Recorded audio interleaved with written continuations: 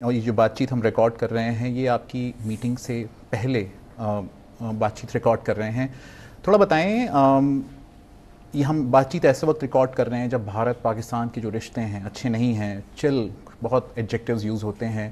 کیا ڈائریکشن دیکھتے ہیں آپ آنے والے دنوں میں، فیوچر میں، دونوں دیشوں کے، دونوں ملکوں کے رشتوں کے لے کر؟ موجودہ حالات میں میرا خیال میں بھارت پہ اونس ہے کہ وہ ایسے ایک انوائرمنٹ پروڈیوس کرے جو کہ ٹاکس کے لیے کنڈیوسو ہو.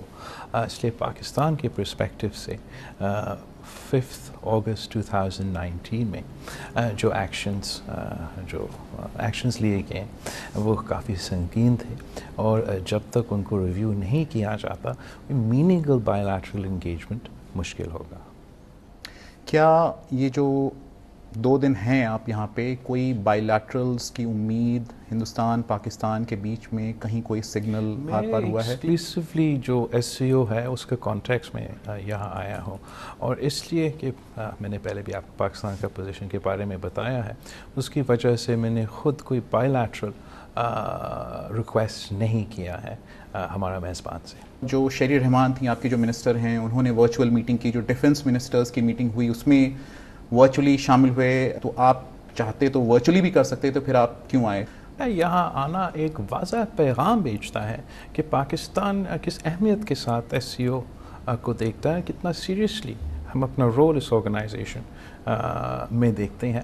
جہاں تک دوسروں کا ورچوئل شرکت اور میرا ان پرسن شرکت کی بات ہے، اب جو باقی ایونٹس ہیں وہ ٹیکنیکلی ایس سی او کے حصے ہیں، مگر اتنے آفیشیل نہیں ہیں جتنے یہ کاؤنسل آف فارن منسٹرز اور ہیڈز آف اسٹیٹس کا گیدرنگ ہوتے ہیں. تو اس کانٹیکس میں پاکستان کا وزیر خارجہ پاکستان کا نمائندگی کرنا، اس اہم فورم پہ پاکستان کا موقف سامنے رکھنا ہمارے خیال میں ضروری تھا.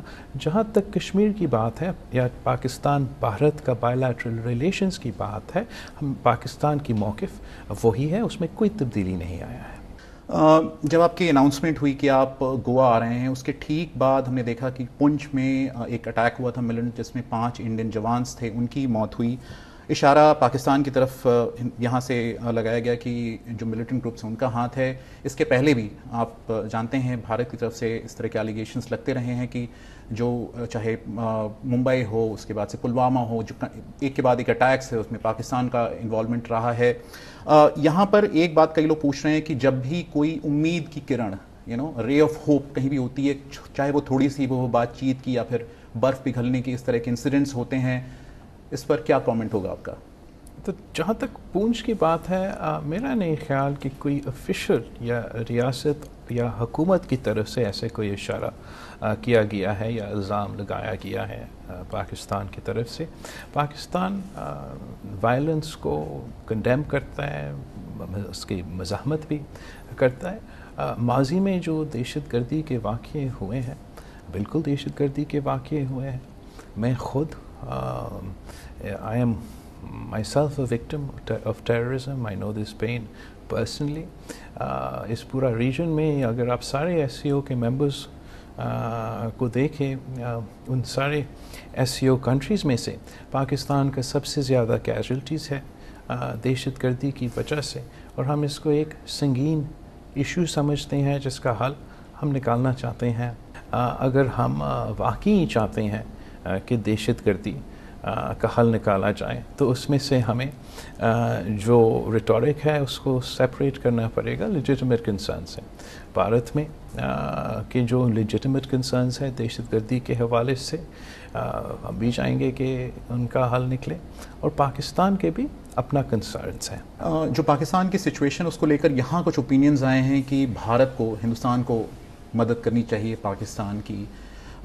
مطلب جس طرح سے ٹرکی میں ہیلپ ہوئی ہے ہندوستان، آلدو کئی لوگوں نے یہ بھی مجھ سے کہا کہ کیسے ہو سکتا ہے، کیونکہ پاکستان سے اوپینین میں نے لیا تو ان کا کہنا تھا کہ ایسا دیکھنا ہوگا کہ کیسے ہوتا ہے. اس پہ کوئی کامنٹ ہے آپ کا؟ I think that we're not asking and they're not offering. ابھی جس طرح سے جو انٹرنل سچویشن ہے، اور ایک طرف عمران خان صاحب ہیں، ایک طرف آپ کی گورنمنٹ ہے، الیکشن کو لے کر بات چل رہی ہے، جو فائنینشیل آپ نے جو 3 سچویشنز کی بات کی، فلڈز، ایسے میں پولیٹیکل حالات جو ہیں، تو कैसे स्टेबलाइज हो पाकिस्तान की सिचुएशन? अनफॉर्चुनेटली दुनिया भर में इवन एडवांस डेमोक्रेसीज़ में हम रिसेंटली ये देख रहे हैं कि एक हाइपर पार्टिजान एंड पोलराइज्ड दौर का सामना कर रहे हैं, जिसमें जिस किस्म की सियासत किया जा रहा है, ख़ास तौर से उन सियासतदान जो वो आज का दौर का पॉपुलिज्म, सोशल मीडिया पॉपुलिज्म पे चलते हैं, they shake the very foundations of democracy. They challenge the institutional norms of 200-year-old democracies. जो तो पाकिस्तान के जो नौजवान जमहूरियत है, एक democracy in transition है, जिस किस्म का ये populist, anti-democratic challenge का सामना कर रहा है, जिस पोलराइजेशन का, हाइपर पार्टिजानशिप का सामना कर रहा है, उससे मुश्किलात ज़रूर है. It makes it less easy to say diplomatically for us to address any of the problems that you were referring to. At the same time, the Pakistan People's Party has always believed that political parties should engage in political dialogue, encourage consensus building, and even within the current crisis, that is a stance that we have taken within our coalition government. Pakistan Afghanistan की बात करें, जब अफ़गानिस्तान में तालिबान ने take over किया था, तो जैसा कि हमने रिपोर्ट्स पढ़ा, कई जगह पाकिस्तान में सेलिब्रेशंस हुई थी, ISAF चीफ गए थे, शाह महमूद कुरैशी साहब गए थे. उसके बाद से आपका एक स्टेटमेंट भी है कि जिस तरह से वहाँ पर तालिबान आया है, उसके बाद से पाकिस्तान में वायलेंस बढ़ा है. तो अभी जो हालात हैं और जो पाकिस्तान और अफ़गानिस्तान की सिचुएशन है, जिस तरह से बॉर्डर क्लैशेस हो रहे हैं, वो कहाँ जाते दिख रहे हैं? Okay, first let me try and address this misconception about any celebration. This celebration तो मेरा नहीं ख्याल हुआ था. मुख्तलिफ सियासी जमातें ने अपने बयान दिए होंगे. हमने भी पाकिस्तान पीपल्स पार्टी के तौर पे अपने राय उस वक्त दिया था. अगर कोई इंटेलिजेंस चीफ गया भी था अफ़गानिस्तान, पूरी दुनिया के इंटेलिजेंस चीफ्स जो है वो अफ़गानिस्तान में या अफ़गानिस्तान के इर्द उन दिनों में इन्वॉल्व थे. तो that doesn't indicate any form of condemnation or celebration. They were conducting the business of state, the business of government.